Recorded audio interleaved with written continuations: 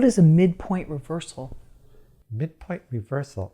That is, you'll see, we're talking classically constructed works, but often what you see is this. Let's say it's a dramatic piece. You're using dramatic tension.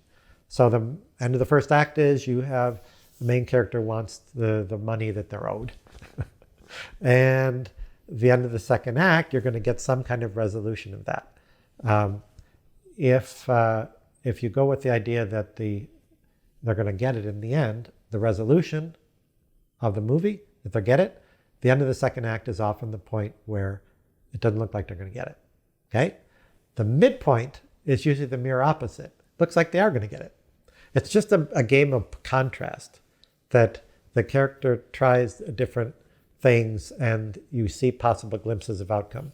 And again, I'll lean on Toy Story. This is a moment when they're at Pizza Planet and it looks like they're going to get home. Because, okay, we're going to jump in this stroller and we're out of here. And that's the closest they get.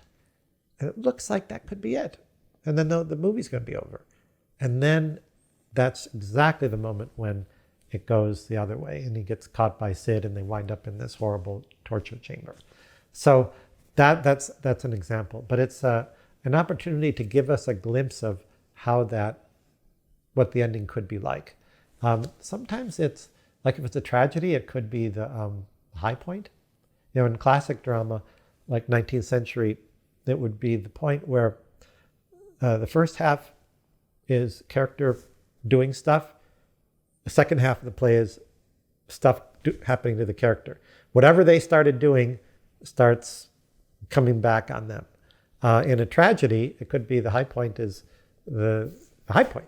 You know, the midpoint is the high point. It's the place where, going back to Cuckoo's Nest, there looks like he says, I'm out of here in 98 days. I've succeeded. I don't have to go back to the prison. And so it looks like he won, because that's his objective, is I don't want to work. I don't want to go back to prison. And then he finds out, no, you're here forever now. You're not in prison anymore. You're here forever. And that changes the dynamics. And Sunset Boulevard, he makes a decision. I'm leaving her. He gets trapped in this life with this woman at this mansion. He's totally dependent on her. He finally makes a decision. I'm leaving. I can't stand this anymore. And he goes out and leaves this mansion. And he goes to a party with all his friends. And he's having a good time. And what happens? He gets a call. And it's the woman that he was with has tried to commit suicide. Now he's got to go back. So we get this moment of a possible outcome. He gets away. And then it goes down. It's a tragedy. So that's the high point. And it travels down. It's just, midpoint's an opportunity to use contrast in cinema. Contrast works. If the outcome is positive, it could be, if the second act is negative, it could be positive, vice versa. Tragedy, it works a different way. Some people use it as when they have the idea of the second act being broken in two, or act 3 and 4, and 2 and 3 is the middle. It could be a place where tension changes. And if you're observing sequences, that's the point where you'll have a break between two sequences. But it's certainly a place when you're developing a story to look for the possibilities of how the story could plausibly end. And then you're God. You can make it not end there. But look at what the possibilities are. You could also use it as a break point where you can make a whole new movie.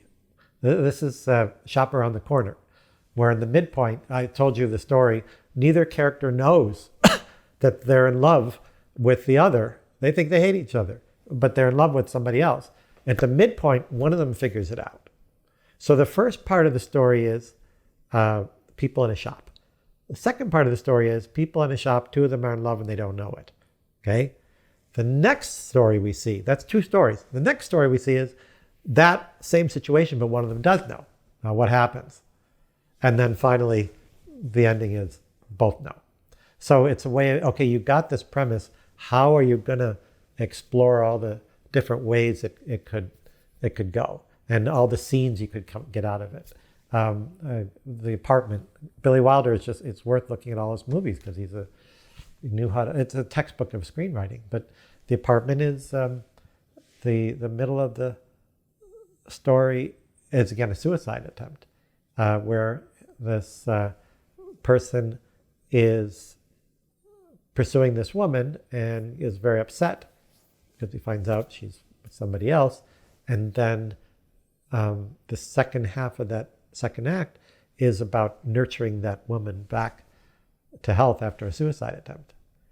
So it's a situation that we get a glimpse of his life without her in the middle. And then, end of the second act, we get a glimpse of him with success without her. And then the third act is the resolution is he gets her, but he doesn't have the job. So it's three very contrasting moments. But again, midpoint, some people will say Act 1, then Act 2A and Act 2B.